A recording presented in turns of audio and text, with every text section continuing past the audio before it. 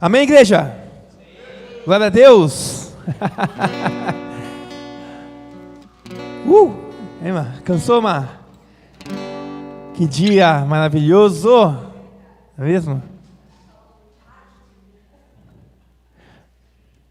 Amém, amém. Mais uma vez, sejam todos bem-vindos em nome de Jesus. Vamos dar início ao nosso culto então, louvando a Deus pela oportunidade que temos de estarmos aqui. E vindo para cá, Deus colocou um textinho no meu coração. Na verdade é uma passagem que está ali em João no capítulo 7, onde Jesus ele estava em uma festa, na festa das cabanas, e ali Jesus ministrava, ensinava, e aí no final da festa, Jesus disse assim, e a palavra diz que ele disse em alta voz, no versículo 37, no último dia, no dia mais importante da festa, Jesus levantou-se e disse em alta voz, se alguém tem sede, venha a mim e beba. Amém, igreja? Amém. Se alguém tem sede, esse é o momento de beber de Cristo. Se alguém tem fome, Jesus também mata a fome. E eu agradeço a Deus por ter essa porta aberta no dia de hoje. E saber que Jesus, Ele está aqui para saciar a sede de todo o seu povo. Amém, queridos? Então o convite hoje é para beber de verdade. Beber, matar a sede. Algumas pessoas buscam Jesus por aquilo que Ele pode proporcionar. Outras buscam Jesus por aquilo que Ele é. Nós estamos aqui. Amém? Então o convite é para que possamos juntos adorarmos a Deus e beber de tudo aquilo que Deus tem para nos dar hoje em nome de Jesus. Amém, queridos? Senhor amado, obrigado por este ajuntamento, obrigado por este culto. Obrigado pela oportunidade que temos de estarmos na Tua casa, Senhor, em um dia de chuva, Pai, em um feriado prolongado, Senhor, mas o Teu Espírito nos conduziu à Tua casa, Senhor. Obrigado, Pai. Obrigado porque por nós mesmos estaríamos talvez em outro lugar. Mas nós estamos aqui porque o Senhor nos chamou, o Senhor nos atraiu à Tua presença, o Senhor nos atraiu à Tua casa, Senhor. Que possamos então viver este momento com intensidade, com verdade, Senhor. Entregar, Senhor Deus, tudo aquilo que temos dificuldade a Ti, Senhor. Entregarmos tudo aquilo que atrapalha a nossa caminhada a Ti, Senhor Deus. Que possamos hoje, Senhor, sairmos de forma diferente como entramos, Pai, em nome de Jesus. Que possamos, Pai, beber de Ti, Senhor, que é água viva, Senhor, e aquele que bebe de Ti também, Senhor, de Ti, de si, de nós sairá rios de água viva, Senhor, fluirá água de verdade, fluirá coisas boas de nós, ó Pai, porque o Teu Espírito está em nós. Seja bem-vindo, Senhor, fica à vontade no nosso meio, Deus. Receba, Pai, a nossa adoração hoje, receba o nosso louvor, receba a nossa vida, receba a nossa gratidão hoje, Pai, em nome de Jesus. Senhor, fica à vontade, Espírito Santo, fica à vontade, Senhor, o Senhor é nosso convidado especial, Senhor, digno de honra e glória. Abençoa a vida de cada um que está aqui, abençoa, Pai, todos aqueles que servem o Senhor neste lugar, seja qual for o serviço, Pai, que o Senhor possa abençoar a todos, porque se existe uma porta aberta neste lugar é porque alguém abriu, Senhor. Se existe uma cadeira, Senhor Deus, é porque alguém colocou, Senhor. Se existe uma adoração, se existe uma condução ao louvor, é porque pessoas estão aqui, Senhor, para nos conduzir à adoração, Senhor, entregando os seus dons. Se existe uma tecnologia, Senhor, é porque alguém está operando ela ali, Senhor. Por isso, Pai, abençoa todos aqueles que Te servem neste lugar, Senhor. E vem, Senhor Deus, para ser adorado. Esta é a nossa oração em nome de Jesus Cristo. Amém e amém. Aleluia. Aleluia. Pode continuar aí adorando, pode continuar louvando, pode continuar exaltando o nome do nosso Deus, porque Ele é digno de toda a honra, de toda a glória, de todo o nosso louvor. Quero te convidar a continuar com seus olhos fechados e continuar dizendo palavras de adoração a Ele, palavras de louvor a Ele. Se Se você não souber o que dizer, você pode dizer simplesmente: Senhor, eu te amo. Se você não souber o que dizer, você pode dizer: Senhor, Tu és lindo. Você pode dizer: Senhor, o Senhor é digno de toda a honra, de toda a glória, de todo louvor. Você pode dizer a Ele: Senhor, não há outro igual a Você, não há outro igual a Ti, Senhor, não há outro igual ao nosso Deus. Senhor, só o Senhor está assentado sobre o mais alto e sublime trono. Senhor, não há nada que fuja aos Seus cuidados, não há nada que fuja aos Seus domínios. O Teu reino é um reino eterno. O Teu reino é um reino, Senhor, que não tem começo, nem meio, nem fim.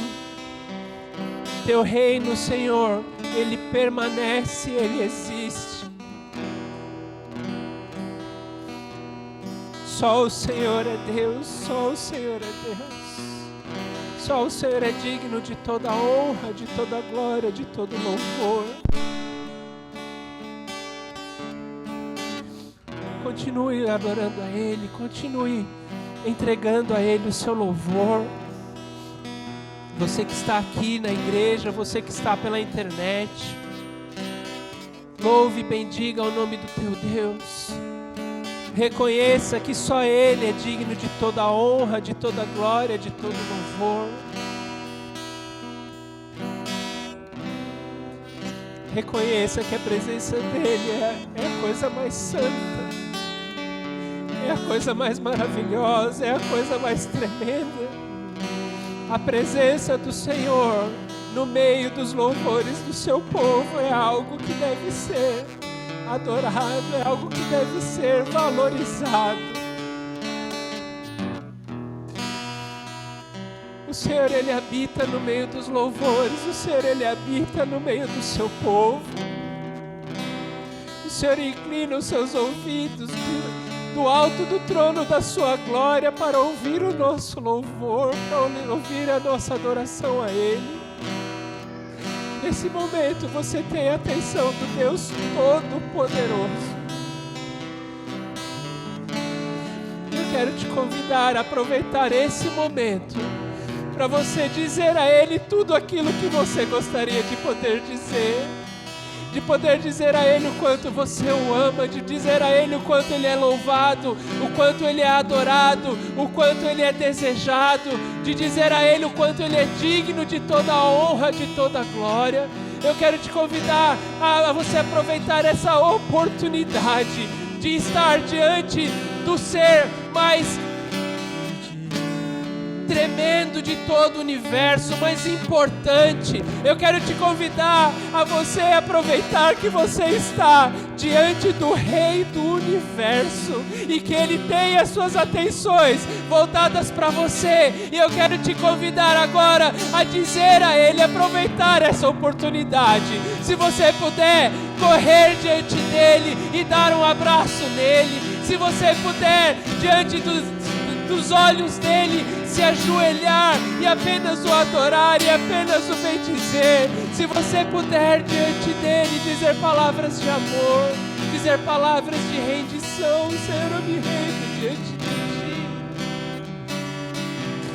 e eu entrego a minha vida diante de ti, Senhor, diante de ti, Senhor. Ah, Senhor, eu nada sou, Senhor.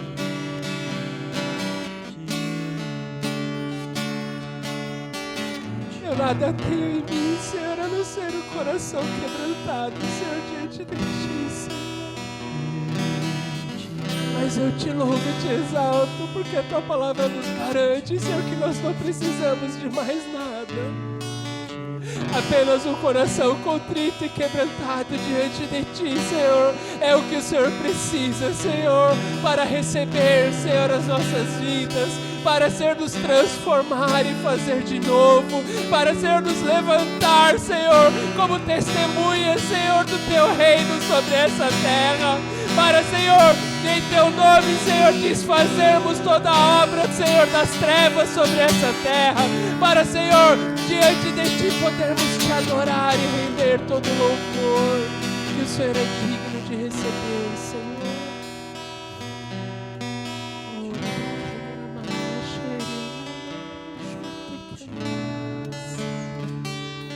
Seja bendito, seja exaltado, seja adorado. Deus, Criador dos céus e da terra e tudo aquilo que neles há. Nós Te louvamos, nós Te bendizemos, nós Te exaltamos.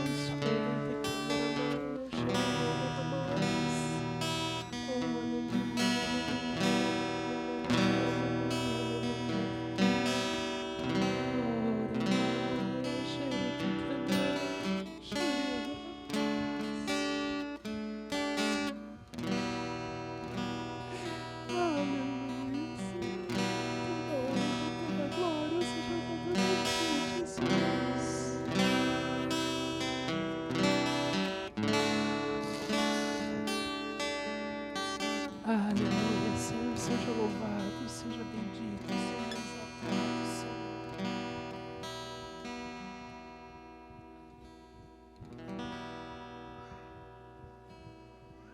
Toda honra, toda glória sejam dadas ao nome do nosso Deus. Aleluia. Aleluia, Senhor, louvado seja o Teu nome, Deus. Glórias e honras sejam dadas a Ti. Aleluia. Pode ficar à vontade, meu irmão. Se você quiser sentar, pode sentar.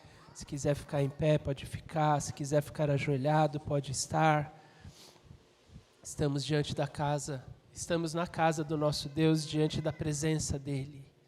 E nós louvamos e bendizemos ao nome do nosso Deus. Aleluia. E antes de entrarmos na palavra, enquanto nós estávamos aqui, o Senhor me fez lembrar de um texto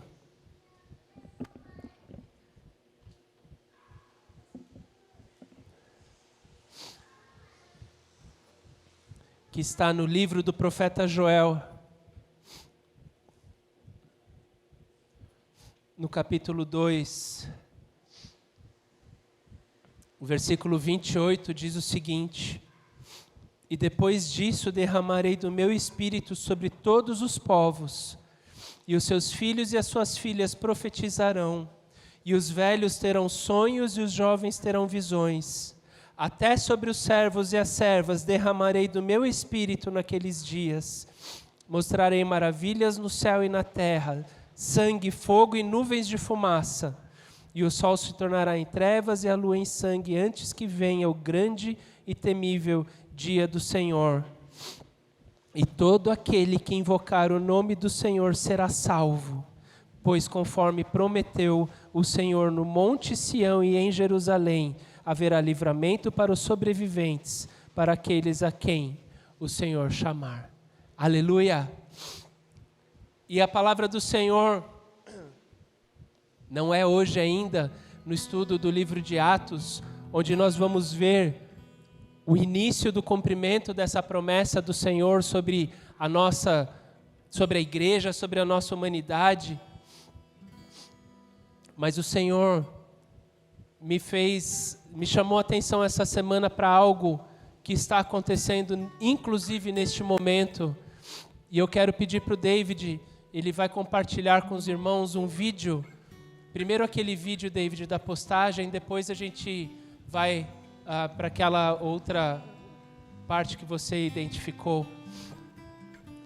E eu quero que os irmãos prestem atenção, porque eu entendo que é o cumprimento dessa promessa do Senhor nos dias de hoje sobre a nossa geração. Amém? O vídeo ele está um pouco pequeno, talvez.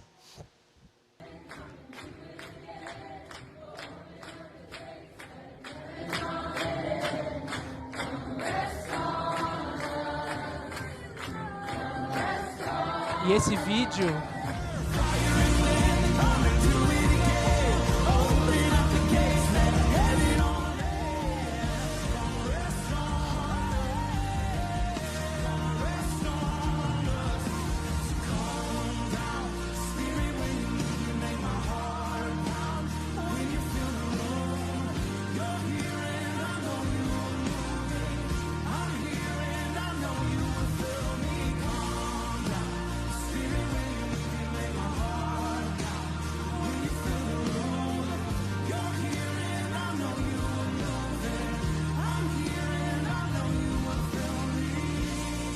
Esse vídeo ele fala a respeito, então, de algo que está acontecendo, que começou a acontecer no último domingo, numa igreja na cidade de Asbury, no Kentucky, nos Estados Unidos. E até o momento desta postagem, um culto que havia tido início no domingo, fazia mais de 100 horas que aquele culto não havia acabado. E nesse mover do Senhor no meio daquele povo, o Senhor começou a gerar no meio daqueles jovens arrependimento, transformação, restauração. E quando hoje de manhã eu comentei com o David, eu falei, David, eu gostaria de mostrar essa postagem, mas a gente viu que ela ficou pequena. E ele falou assim, peraí, Gu, deixa eu dar uma pesquisada aqui e olha o que a gente encontrou. Até hoje, eles estão lá. Até hoje as pessoas estão ali naquele lugar. Milhares de pessoas já passaram por aquele lugar. Indo, vindo, recebendo a palavra do Senhor, indo adorar ao Senhor. Ontem, quando eu estava pesquisando a respeito, jovens que vieram a esse local já estão voltando para suas cidades e começando algo nas suas cidades, nas suas universidades. As pessoas, elas estão vindo a este lugar e elas estão recebendo a palavra do Senhor, elas estão recebendo da porção do Espírito Santo de Deus, elas estão recebendo um renovo do Senhor tal, que elas estão agora voltando aos seus lugares, elas estão voltando às suas cidades e elas estão ali sendo instrumentos de bênção aonde elas estão. E eu não sei se vocês sabem, mas em 2019, se eu não me engano, aconteceu algo muito parecido aqui no Brasil. No Brasil, na verdade, houve algo parecido no agir, mas uma proposta diferente. Houve aqui um evento chamado Descend, ou Envio, onde então muitos cristãos se reuniram para poder então adorar ao Senhor, para poder louvar ao Senhor e para o Senhor também restaurar a juventude da nossa nação. E naquela oportunidade, aqueles que não sabem, os jovens que estavam neste evento, eles lotaram o estádio do Morumbi, eles lotaram o Palestra Itália e eles lotaram o estádio Mané Garrincha em Brasília. E daquela ação também muitos jovens brasileiros têm ouvido e têm atentado ao chamado do Senhor de ir e pregar o Evangelho, de ir e ser testemunhas do Senhor. E isso agora o Senhor tem feito ali nos Estados Unidos. E naquela postagem que eu compartilhei antes, não dava para ver por conta do tamanho, aquela postagem diz que em 1970 houve algo parecido nesse lugar. E o que isso tem tudo a ver, Gu, com aquilo que o Senhor tem ministrado para nós? Tem tudo a ver com esse texto de Joel 2, 28, a partir do versículo 28, onde o Senhor tem desejo, a necessidade, a vontade de derramar o seu Espírito sobre a face da terra, para encontrar pessoas que possam receber esse Espírito e ir em nome do Senhor, para que possam anunciar o reino de Deus, para que possam anunciar o Evangelho do Senhor, para que aquilo que diz no versículo 32 se torne verdade, para que todo aquele que invocar o nome do Senhor seja salvo. E queridos e queridas, eu não sei o quanto você está a par disso, eu não sei o quanto você está disposto a isso, mas eu quero só, talvez, abrir os seus olhos para o seguinte: o Senhor conta com você.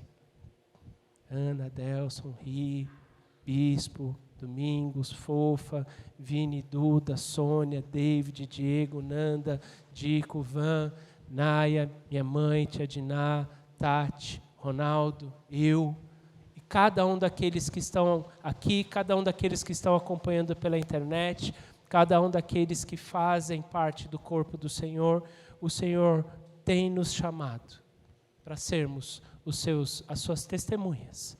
E foi isso que o Senhor nos disse da última vez em que Ele ministrou diante de nós, que Ele ministrou a nós a respeito do livro de Atos no primeiro capítulo.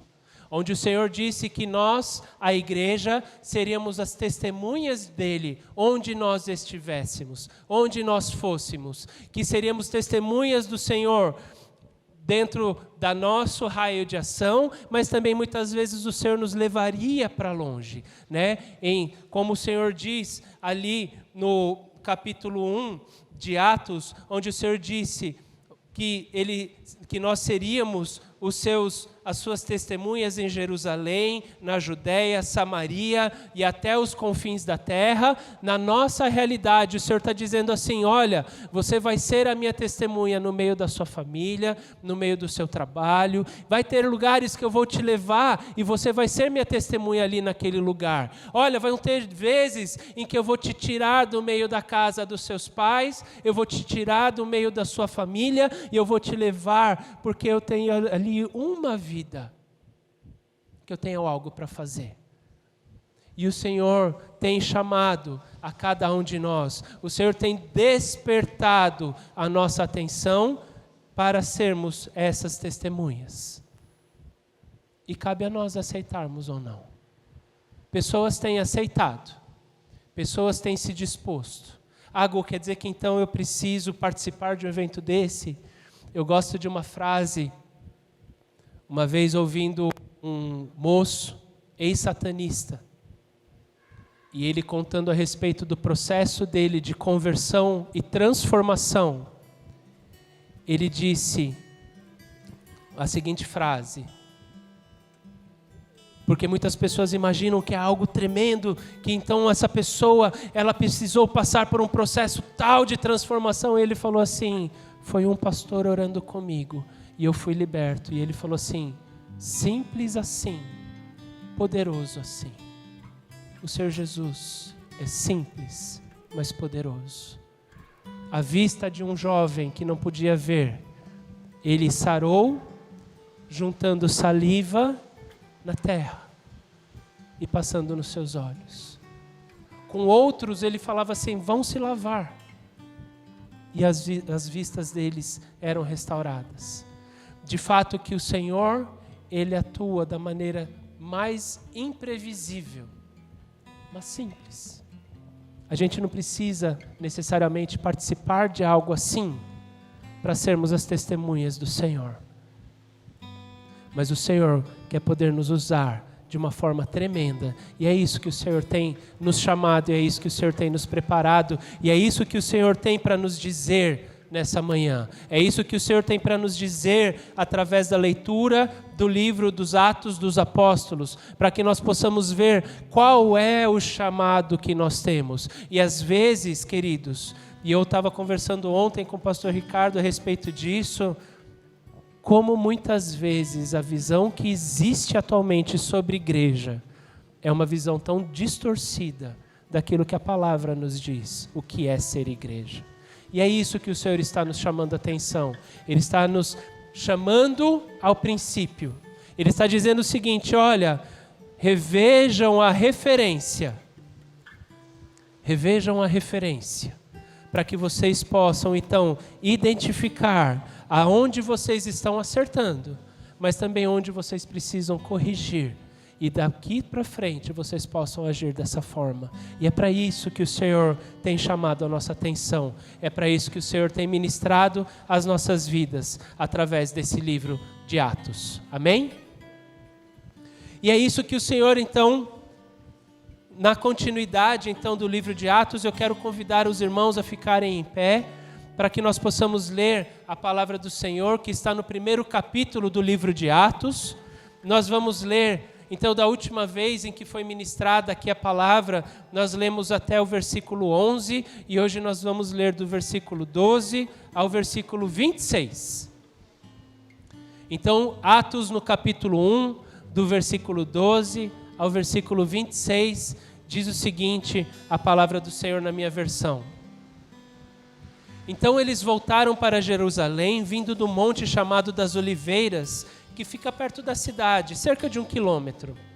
E quando chegaram, subiram ao aposento onde estavam hospedados e achavam-se presentes Pedro, João, Tiago e André, Filipe, Tomé, Bartolomeu e Mateus, Tiago, filho de Alfeu, Simão, o Zelote e Judas, filho de Tiago. E todos eles se reuniam sempre em oração com as mulheres, inclusive Maria, a mãe de Jesus, e com os irmãos dele.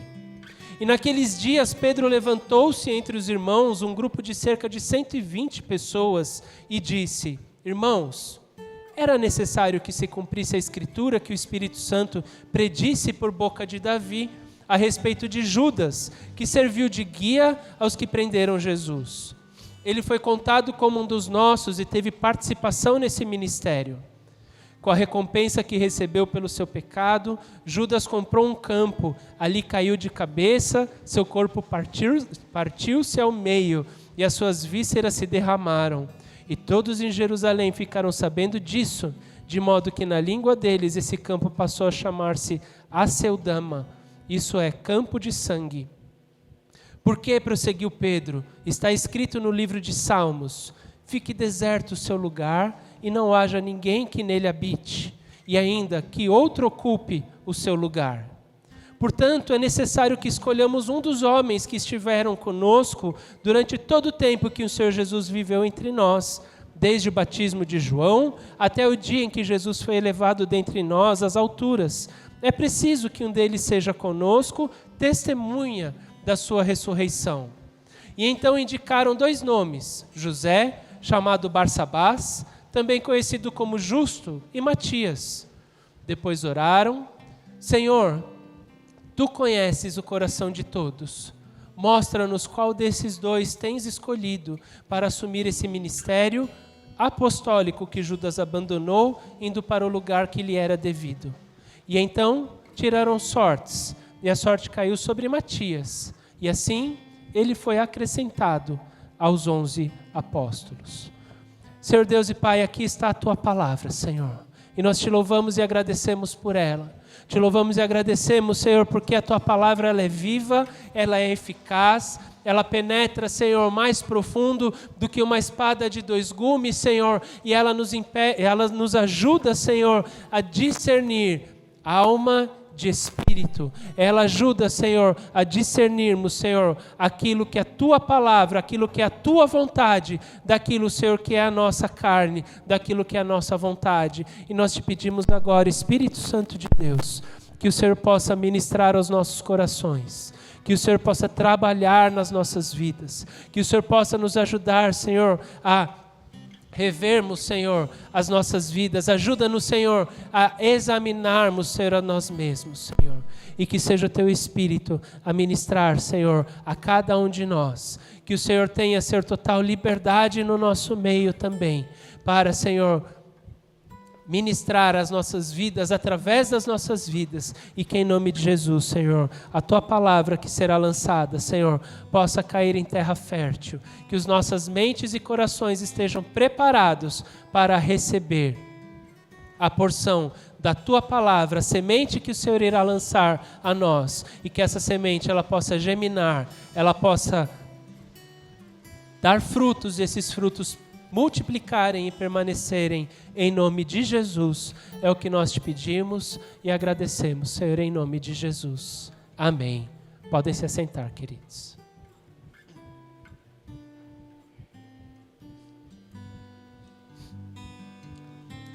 Aleluia. Quando eu comecei a ler o livro de Atos e preparar a palavra, e meditar a respeito da palavra que o Senhor tinha para ministrar a nós, eu confesso que ao final ali do versículo 11, eu já queria partir para o capítulo 2.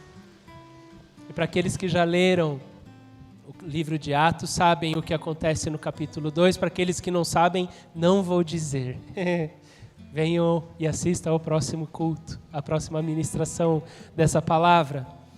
Mas eu confesso que o Senhor ele virou para mim e falou assim: mas Gu, não dá para pular do versículo 11 para o primeiro versículo do capítulo 2, sem passarmos pelos versículos que tem no meio.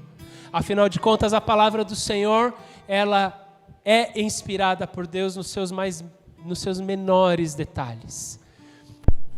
Porque o Senhor, Ele escolheu, Ele inspirou pelo seu Espírito as pessoas a escreverem aquilo que está aqui registrado. Então, por mais que muitas vezes a gente passe por, e eu confesso, quando a gente vai ler às vezes a genealogia, aí fala assim, Jesus, né? Tenho que ler que o Simeão foi pai do... E aí começa os nomes, né? Mas tudo isso tem um significado, tudo isso tem um motivo. E também dessa forma, existe um motivo para o Senhor ter deixado registrado na sua palavra o que aconteceu entre esses versículos 12 e o versículo 26. E aquilo que o Senhor revelou a mim, e se podemos dar um título a esta mensagem, eu entendo que o título a esta mensagem é os hábitos espirituais da igreja. Porque a igreja ela não pode existir se ela não tiver hábitos espirituais. Não tem como nós sermos testemunhas de Cristo se nós não desenvolvermos os hábitos que Cristo tinha. Se nós não desenvolvermos aquilo que Cristo ensinou. Não tem como recebermos a ação, o poder, a manifestação do Espírito se nós não vivermos e andarmos e desenvolvermos o Espírito em nós. Não tem como viver aquilo que nós vimos de uma semana, um culto ininterrupto,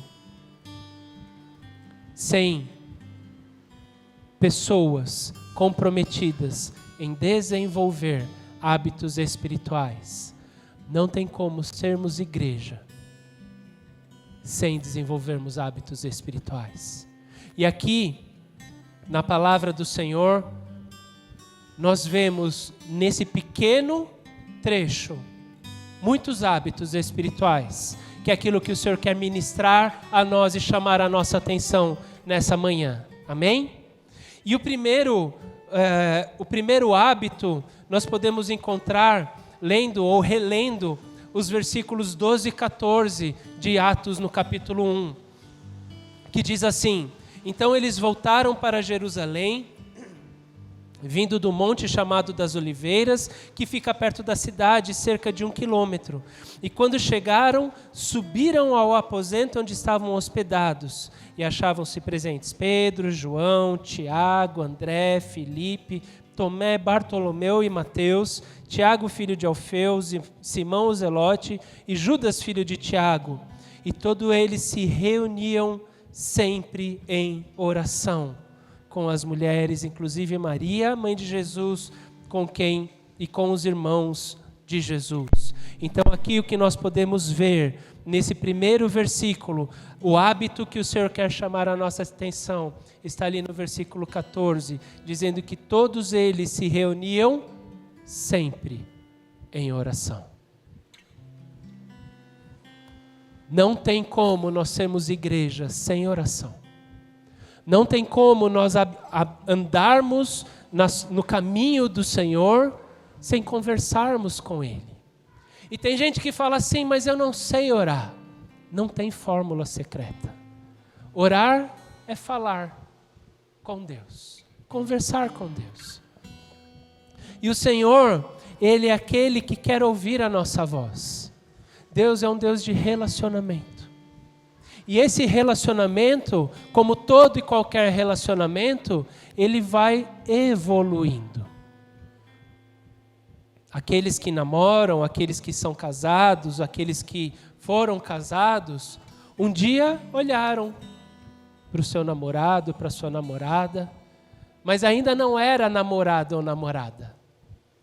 E olhavam de longe, e talvez iam conversar, e aí conversavam um pouquinho.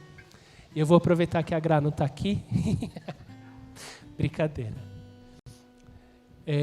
Mas toda vez eu conheci a Gra aqui na igreja. E muitas vezes no final do culto eu ia lá puxar papo. E aí, tudo bem? Como diz aquele vídeo, né? Da internet, talvez os mais jovens, né? Você gosta de pão com vinagrete? Né?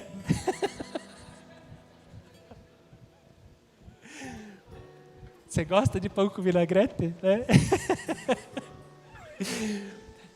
E assim você vai conversando e vai conhecendo. Assim é o nosso relacionamento com o nosso Deus. Não sei se Ele gosta de pão com vinagrete, mas a gente sabe que o Senhor gosta de um bom banquete, porque é isso que o Senhor tem prometido para nós, não é? Que quando nós chegarmos diante dEle lá no céu, nós estaremos diante de uma festa, né? As bodas do Cordeiro, e eu acho que lá vai ter de tudo de bom. Mas vamos lá, não é essa a ideia. Mas assim também é o nosso relacionamento com o nosso Deus. Às vezes a gente tem vergonha porque Ele nos conhece tanto e a gente conhece Ele tão pouco. Mas é no conversar, é no relacionamento. É nesse momento que nós temos com o nosso Deus que a gente vai poder conhecê-lo mais. É nesse relacionamento que nós vamos criar nessa conversa que nós vamos criar esse relacionamento com o nosso Deus. E aqui nós vemos que a igreja, que os apóstolos, que os discípulos do Senhor, eles sempre estavam em oração, porque eles viram do mestre deles assim. O Senhor Jesus ensinou a eles um hábito de oração. E a gente pode ver muitas vezes nos evangelhos, e aqueles que têm, e mais uma vez lembrando, né, aqueles que têm vontade em desenvolver o hábito de leitura da palavra do Senhor, mas não sabem como fazer, nós temos ali impressos 2 modelos, 2 opções. Uma para aqueles que querem começar lendo o Novo Testamento, e está ótimo. Porque 1 capítulo por dia, você em 30 semanas consegue ler o Novo Testamento inteiro. Antes do fim do ano ainda dá para terminar a leitura do Novo Testamento, com 1 capítulo por dia. Mas, então, quando nós lemos ali os evangelhos, muitas vezes nós vemos que o Senhor Jesus estava com eles, de repente diz no texto, e o Senhor Jesus se retirou para um monte. E o Senhor Jesus saiu para orar. E o Senhor Jesus foi, e o Senhor Jesus se separou, e os discípulos foram, e eles viram esse hábito de Jesus. E é engraçado que eles viram tanto esse hábito de Jesus, que eles chegaram lá em Mateus no capítulo 6 e falaram assim: Jesus, ensina a gente a fazer igual. Ensina a gente a fazer igual. Como é que é esse negócio de orar? E o Senhor Jesus nos ensinou. E o Senhor Jesus tem nos ensinado. A sua palavra nos diz sobre a necessidade disso. Ah, Gu, mas eu não tenho tanto tempo assim, eu não consigo orar muito tempo. Comece o pouco que você consegue. Porque à medida que você for conhecendo o Senhor, você vai falando mais com Ele. E é importante também nos lembrarmos que no momento da oração, não importa o que nós vamos dizer, ou como nós vamos dizer, mas é importante nós sabermos que nessa oração valem pelo menos 4 características. E para que vocês possam se lembrar, lembrem-se de casa, C-A-S-A. Quando nós formos orar, tem que haver, ou pode haver, confissão dos nossos pecados. Senhor, me perdoa, porque eu tenho pecado. E junto com a confissão, vem também o agradecimento. Obrigado, Senhor, porque o Senhor tem me perdoado. Obrigado, Senhor, porque o Senhor tem providenciado. Obrigado, Senhor, porque o Senhor tem me amado. Na oração pode haver a súplica. E eu achei interessante o significado que eu li, o que é súplica, o que é suplicar. Suplicar é pedir com humildade. Por favor, Senhor, faça isso. Eu te peço, Senhor, que o Senhor venha me ajudar. E a oração, ela deve ter adoração. Eu te louvo, Senhor, porque o Senhor é digno de toda honra, de toda glória, de todo louvor. Confissão, agradecimento, súplica e adoração podem sempre e devem sempre fazer parte da nossa oração ao Senhor. E não tem problema se uma vez nós só suplicarmos a Ele, e na outra nós só confessarmos a Ele, e na outra nós só o adorarmos. Tudo isso é estarmos diante do nosso Deus e conversarmos com Ele. E abrirmos o nosso coração diante dEle. E o Senhor, Ele vai vir ao nosso encontro quando nós fizermos isso. Confissão, agradecimento, súplica e adoração. Isso deve sempre ser a nossa oração ao Senhor. Amém? Mas juntamente com a oração, muitas vezes vem o jejum. E o Senhor também ensinou a importância do jejum. E eu não sei qual é o entendimento que muitos têm a respeito do jejum, mas o entendimento que eu tenho a respeito do jejum, o jejum muitas vezes pessoas falam assim, o jejum é para tocar o coração de Deus. Na verdade, o jejum é para submeter o nosso coração ao dele. O jejum é quando nós anulamos a nossa carne para podermos alimentar o espírito. E mais do que a gente faz, mais do que a gente imagina, a gente deveria fazer. Porque a nossa carne, a nossa vontade, ela muitas vezes sobrepõe a vontade do Espírito. E por isso, então, a oração, ela vem com o jejum, e o jejum sem oração vira dieta. Não adianta. O jejum sem oração vira dieta. E o jejum, ele tende a também nos ajudar a reconhecermos o poder do Senhor. E eu quero convidar a igreja a voltar às suas Bíblias um pouquinho ali no Evangelho segundo Mateus, no capítulo 17. Mateus no capítulo 17.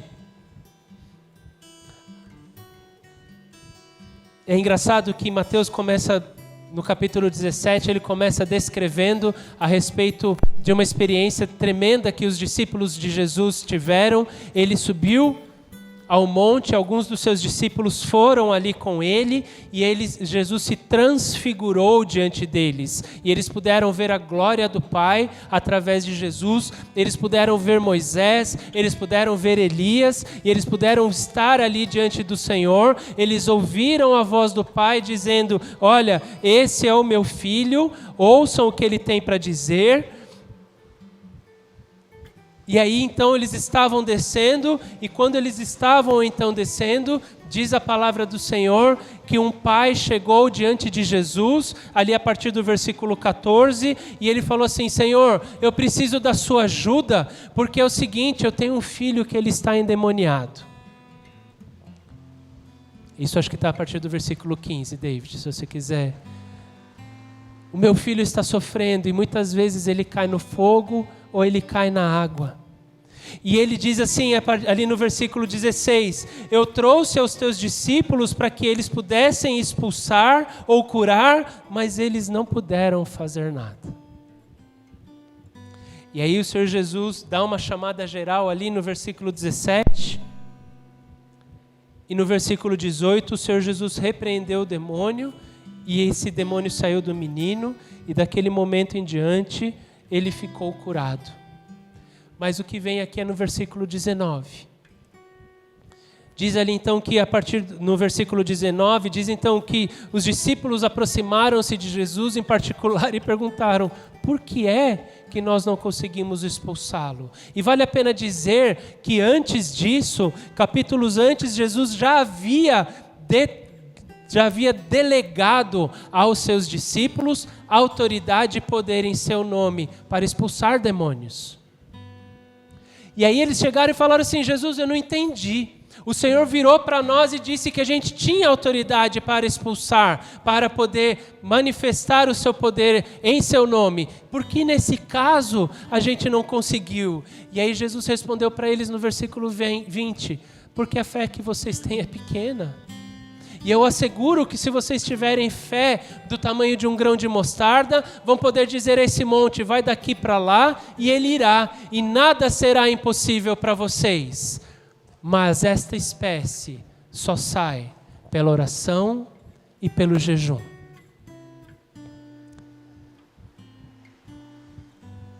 E ao ler esse texto, eu entendo o seguinte: a prática da oração e do jejum vai alimentar a nossa fé.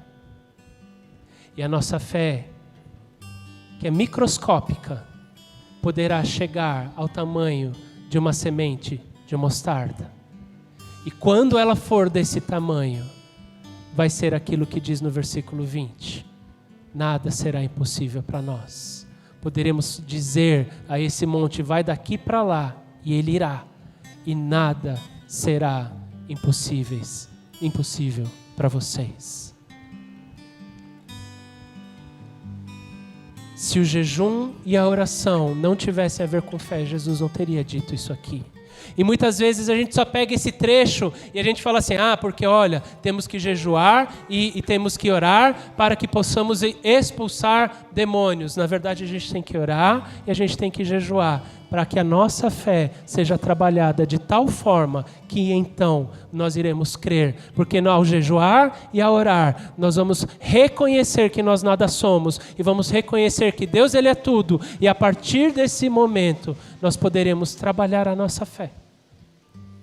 E nós poderemos aplicar aquilo que o Senhor tem dito a nós. Amém?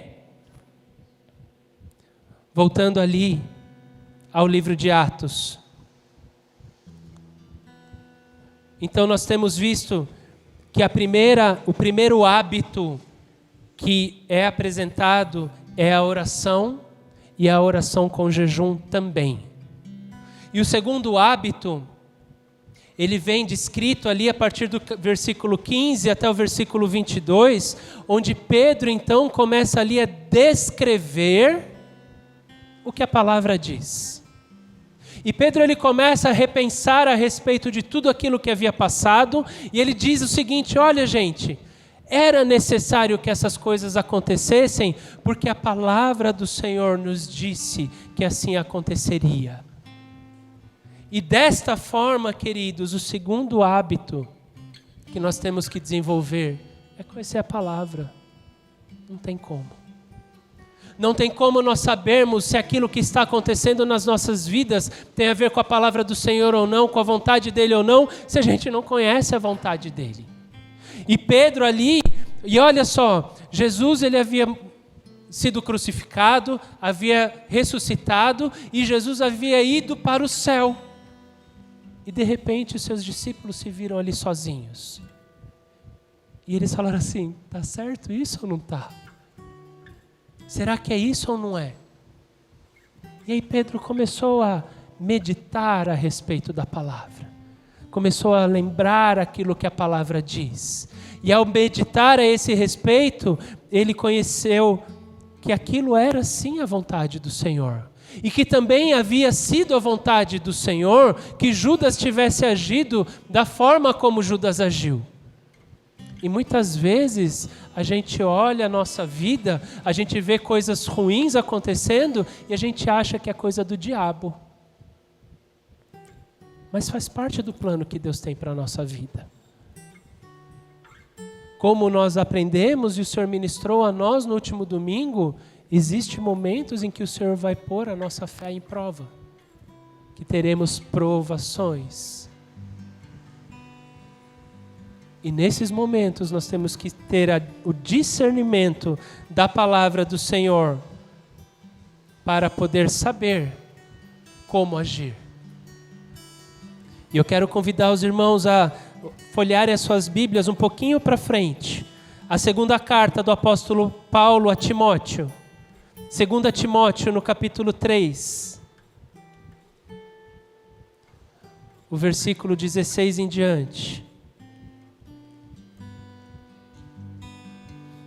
2 Timóteo 3, 16 e 17 diz assim, a palavra do Senhor: toda a Escritura é inspirada por Deus e útil para o ensino, para a repreensão, para a correção, para a instrução na justiça, para que o homem de Deus seja apto e plenamente preparado para toda boa obra. Querido, você quer ser um bom líder no seu trabalho? A palavra te diz como. Você quer ser um bom marido? A palavra te diz como. Você quer ser uma boa esposa? A palavra te diz como. Você quer ser qualquer coisa que você queira fazer bem, a palavra de Deus, ela te dá essa inspiração. Essa semana eu participei no meu trabalho de um treinamento falando sobre inteligência emocional. Foi um treinamento muito bom. Tudo aquilo que era dito eu conseguia relacionar aquilo que a palavra do Senhor ela nos diz. Tudo. A resposta está aqui. Você quer ter inteligência emocional? Conheça a palavra do Senhor. Aplique a palavra do Senhor. Porque a palavra é aquela que te diz, e esse versículo eu amo, e eu estou começando, acho que a entender, irai-vos, mas não pequeis. É permitido se ficar irado. Glória a Deus, né? Porque Deus ele nos fez assim. Seria diferente, seria na verdade não natural a gente se irar, ou não se irar. A palavra do Senhor diz, irai-vos, mas não pequeis. A emoção ela vem, mas segura. Morde a língua. Põe a mão na frente. Sai do lugar. É o que eu estou imaginando que a palavra quer dizer. Mas, se nós não conhecermos a palavra, a gente fica preso. E a gente fica preso naquilo que as pessoas nos dizem. Não, crente não pode se irar. Aí aquela parte que Jesus pegou o chicote e deu lá no templo, a gente deixa de lado. Não, isso daí vamos conversar depois. Mas o que eu quero dizer com isso tudo, queridos, é assim como foi com Pedro, assim como foi com a igreja, nós precisamos conhecer a palavra. Nós precisamos nos lembrar que a palavra de Deus ela tem tudo para nos ensinar. Por isso nós precisamos conhecer. E nós precisamos conhecer a palavra quando formos orar, porque a palavra do Senhor, ela nos diz em Tiago, no capítulo 4, e aí, pastor Rio, eu vou pedir licença para dar um pequeno spoiler, mas em Tiago, no capítulo 4, ele nos diz ali que quando nós pedimos ao Senhor, Tiago 4, versículo 1 e 3.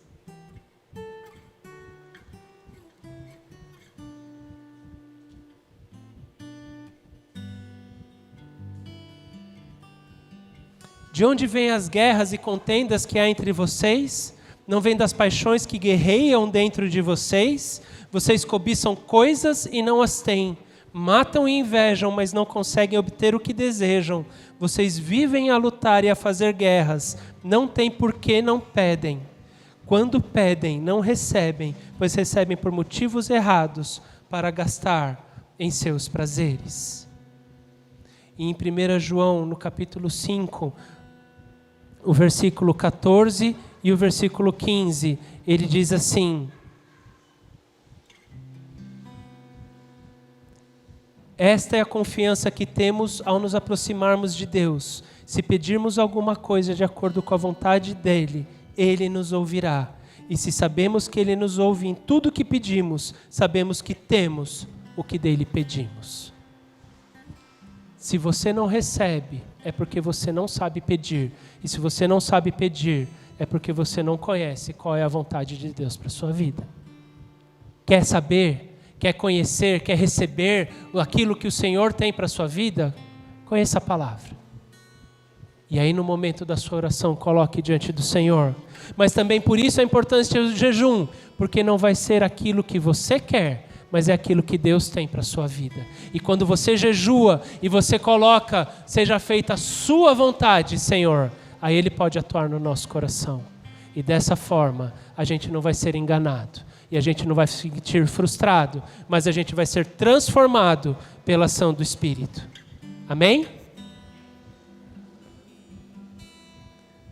Oração, jejum, primeiro hábito.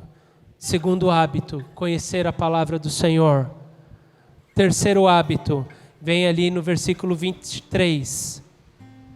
E eles então indicaram 2 nomes. José, chamado Barsabás, também conhecido como Justo, e Matias. Gu, não entendi. Não basta orar, não basta jejuar, não basta conhecer a palavra. Tem que colocar em prática. Tem que aplicar. Temos que ouvir e colocar em prática. Ouvir e aplicar na nossa vida. Senhor, o que a sua palavra está me dizendo aqui então, Senhor, como é que eu devo aplicar na minha vida?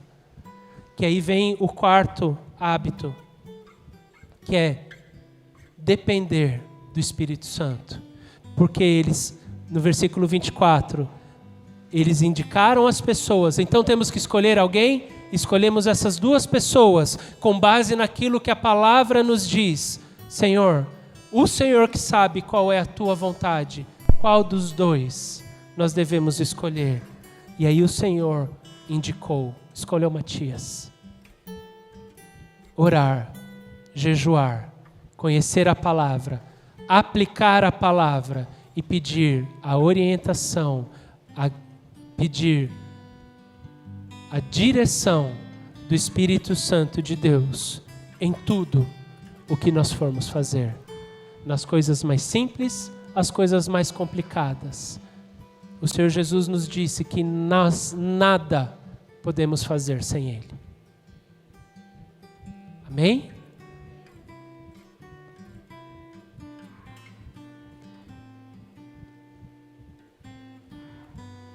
Em Provérbios, no capítulo 3. Provérbios, no capítulo 3. Do versículo 5 ao 8. Provérbios 3, de 5 a 8, diz assim na minha versão: confie no Senhor de todo o seu coração e não se apoie em seu próprio entendimento. Reconheça o Senhor em todos os seus caminhos e Ele endireitará as suas veredas. Não seja sábio aos seus próprios olhos. Tema o Senhor e evite o mal. E isso lhe dará saúde ao corpo e vigor aos ossos. Eu conheço a palavra, então eu vou agir. Confia no Senhor. Não confie no seu próprio entendimento. E a partir do momento que nós passarmos a agir, que passarmos a conhecer, que passarmos a desenvolver esses hábitos, o Senhor vai nos guiar, muitas vezes sem a gente perceber. O Senhor vai começar a nos orientar naquilo que nós estivermos orando, vai vir diante de nós algo que a gente nunca experimentou. Uma paz. E essa paz, ela vai mexer no nosso coração de tal forma que a gente vai então ter confiança em seguir daquela forma. Se desenvolvermos esses hábitos espirituais, nós começaremos a praticar e começaremos a viver e sermos testemunhas daquilo que Jesus quer que nós sejamos testemunhas. Amém? Mas, para a gente tornar esses hábitos em prática, para a gente colocar esses hábitos em prática, a gente pode olhar e falar assim, mas o que mais eu posso fazer? Eu já tenho feito tanta coisa. Mas o que o Senhor quer nos dizer nessa manhã é que você não precisa fazer mais. Talvez você precise fazer menos. E aí eu quero pedir para o David colocar aquele segundo vídeo, David, por favor. E mais do que o vídeo em si, eu quero que vocês prestem atenção naquilo que está sendo dito. E para aqueles que não conseguirem ver, o vídeo vai estar mostrando uma imagem estática, eu acho que é da estátua de Davi. que foi esculpida. Mas eu quero que vocês prestem atenção àquilo que vai ser dito. Essa escultura, antes de ser uma belíssima obra de arte, era só um bloco de pedra.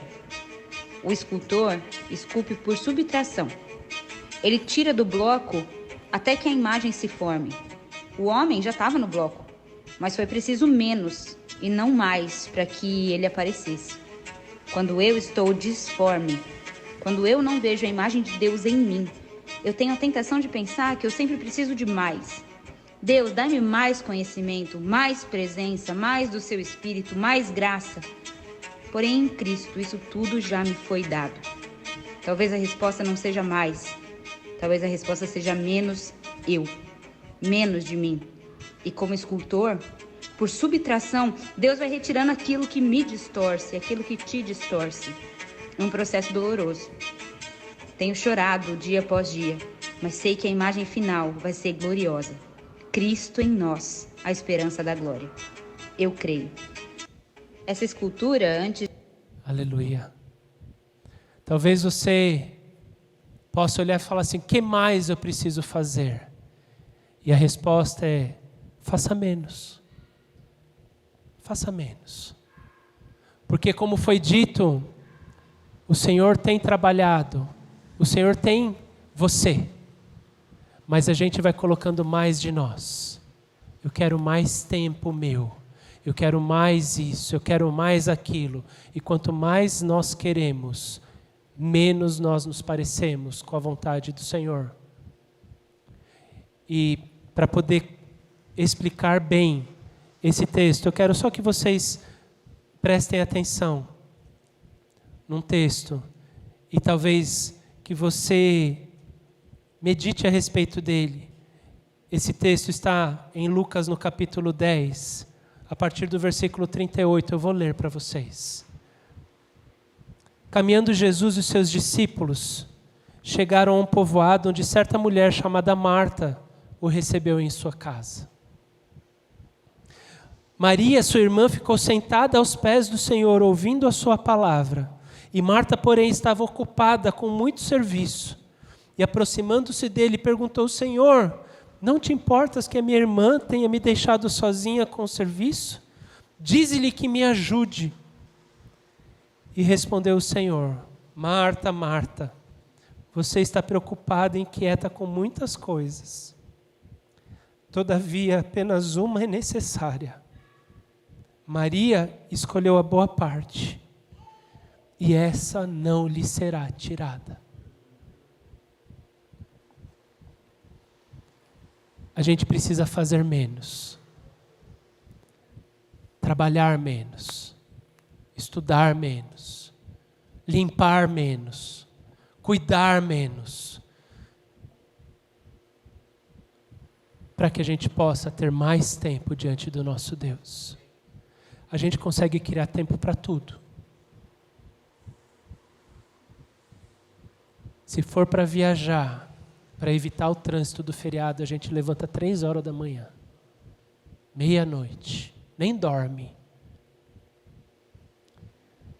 Se for para emagrecer, a gente acorda mais cedo.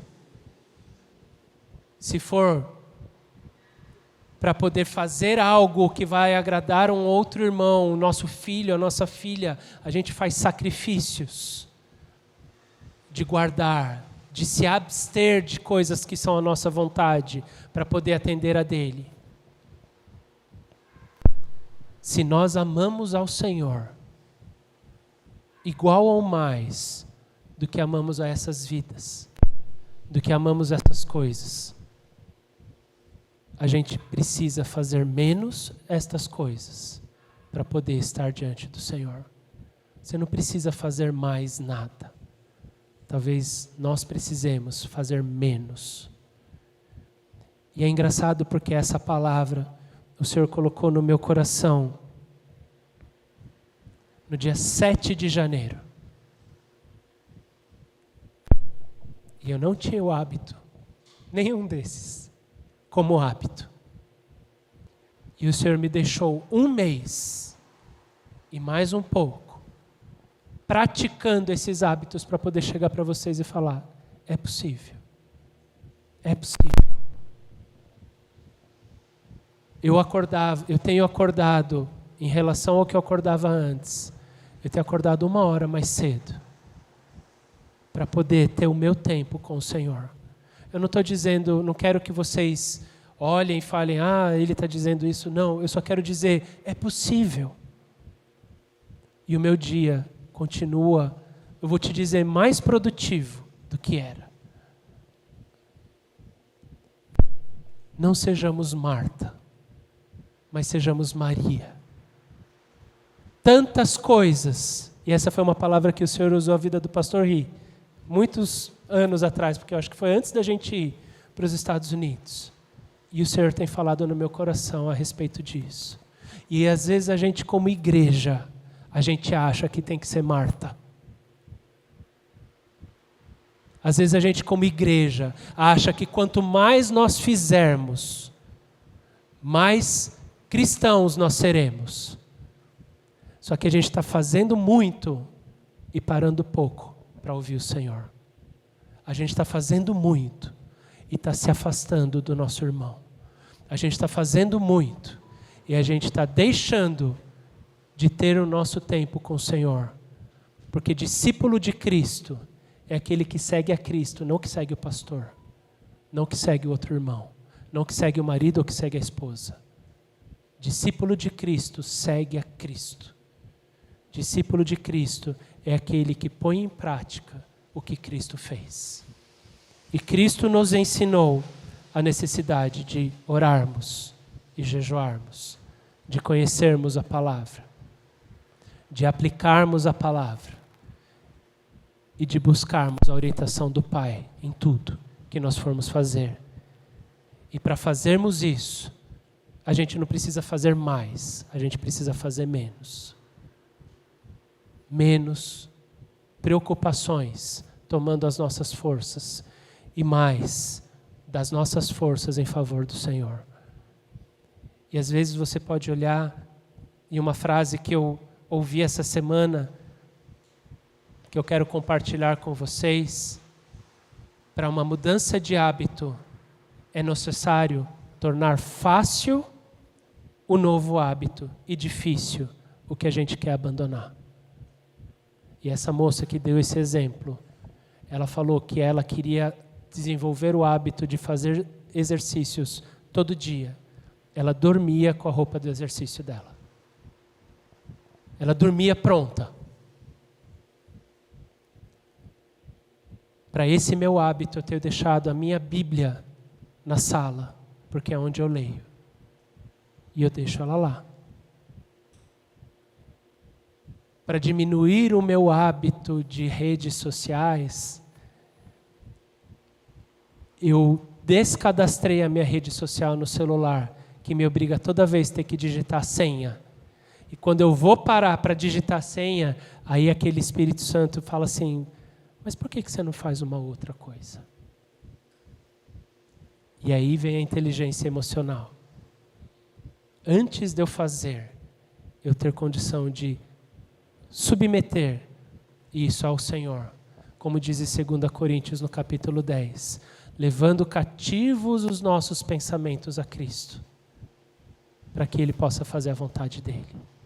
É assim que nós vamos conseguir desenvolver todos esses hábitos. E um último comentário para encerrarmos. Entre outras coisas que o Senhor ministrou ao meu coração nesse período de 1 mês, tem algo que eu compartilhei nessa última segunda-feira na reunião de oração. A prática de hábitos espirituais libera no nosso corpo um hormônio, um neurotransmissor chamado dopamina. E a dopamina, ela está envolvida com processos como prazer, humor, compensação. Então, quando o nosso corpo está com dopamina, o nosso corpo ele se sente bem e ele busca cada vez mais essa dopamina. E ele então nos garante a motivação para realizar certas atividades que nos dão prazer. A dopamina, por exemplo, também ela é liberada quando a gente está com fome e come. Está com fome e come. Essa sensação de prazer, se você começar a desenvolver o hábito espiritual diante do Senhor, você vai ter essa sensação de prazer também. Mas também não vem só com isso. Também a prática de orar e desenvolver esses hábitos espirituais liberam no nosso corpo um outro neurotransmissor chamado serotonina. E este é chamado também de hormônio da felicidade. E a serotonina, ela aumenta a sensação de felicidade e reduz os níveis de ansiedade. Ela aumenta o nosso foco e produz calma. E ela regula os nossos comportamentos compulsivos. E ele também atua na sintetização da melatonina, que nos induz e mantém o sono. Não está conseguindo dormir? Vai orar, mas não vai orar para dormir. Se bem que ontem ele colocou uma perspectiva muito legal. Quando nós éramos pequenos, quem aqui não gostava de dormir no colo do pai e da mãe?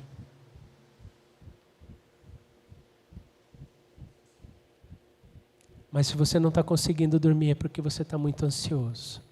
Você está muito preocupado. A gente está sendo muito Marta. E o Senhor está falando assim, ore, busque, leia a minha palavra, esteja diante de mim. Coloque todas as coisas que te afligem e te entristecem diante de mim. E ele fala assim para a gente, não ande ansioso por coisa alguma, mas em tudo pela oração e súplica e com ação de graças, apresente os seus pedidos a mim. E a paz que eu tenho, que excede todo o entendimento, vai guardar o coração e a mente de vocês. E tudo que for verdadeiro, nobre, tudo que for correto, tudo que for puro, tudo que for amável, tudo que for de boa fama, se houver algo de excelente ou digno de louvor, pense nisso e põe em prática tudo que vocês têm aprendido e receberam e ouviram. E eu que sou o Deus da paz, vou estar com vocês. Filipenses 4, de 6 ao versículo 9. Esta é a descrição da palavra de Deus a respeito de tudo aquilo que nós vimos agora no final, que o Senhor faz no nosso corpo. Está ansioso, está aflito. Ore, vá diante do seu Deus, se coloque diante dele, jejue. Fala, Senhor, tira toda essa ansiedade, porque a ansiedade é excesso de futuro, ou é a sua criatividade hoje para pensar num futuro que você não quer. Não são frases minhas, eu li, só não sei de quem. Não ande ansioso. Não ande depressivo. Depressão, excesso de passado, ficar preso no passado. Olha o que o Senhor tem para você hoje. Olha o que o Senhor tem para você para frente. Busque orar, busque jejuar. Busque ler a palavra para você conhecer a vontade do Senhor.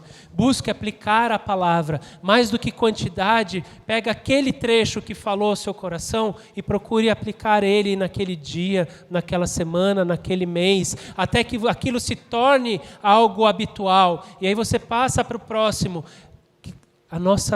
Eu costumo falar que no jogo da vida espiritual, as nossas pecinhas, não importa se a gente está no começo, no meio ou no final. A gente só tem que estar sempre em movimento. Mas esse movimento não tem pressa. Mas é importante a gente estar sempre caminhando.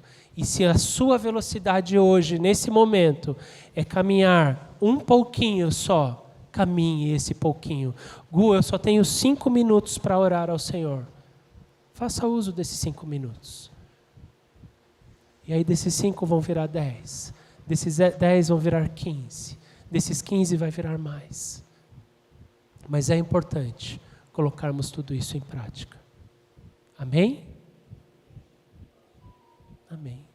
Era essa a porção que o Senhor tinha para nós nessa manhã.